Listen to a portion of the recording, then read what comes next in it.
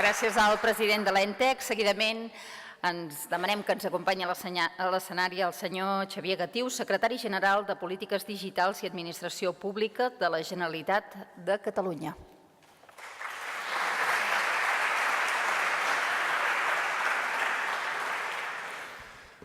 Molt bona nit a tots. En primer lloc,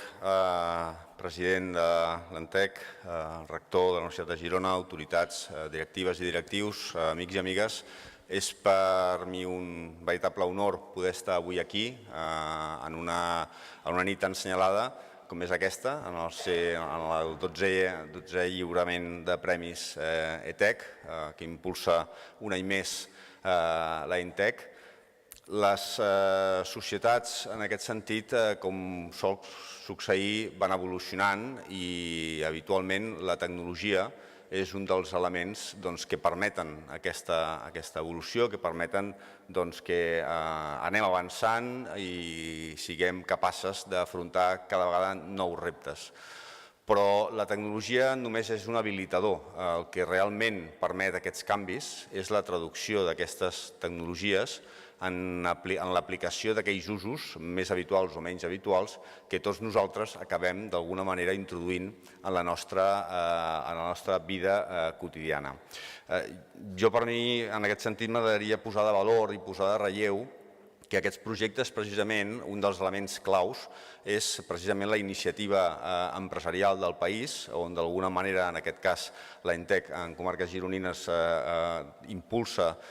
i treballa perquè es consolidi, perquè es reforci, perquè en l'àmbit tecnològic pugui tenir un paper destacat, en un cercle virtuós on també l'acompanyen, sense cap mena de dubte, universitats, centres formatius, escoles, que permet que aquestes iniciatives que impulsa o que s'impulsen des de les iniciatives empresarials, des de les activitats que d'alguna manera fan possible que aquelles idees acabin convertint-se en realitats i en projectes empresarials, puguin també partir d'un cercle virtuós, com deia, on es generi un talent, es generi un coneixement, aquest coneixement aporti un talent que pugui desenvolupar-se i que a més sigui capaç d'exportar-se, diguéssim, més enllà fins i tot del nostre país, i que això aporti un ecosistema, un cercle virtuós que ens permet ser competitius i alhora posar-nos al capdavant de tots aquests reptes que, sense cap mena de dubte, tots i totes,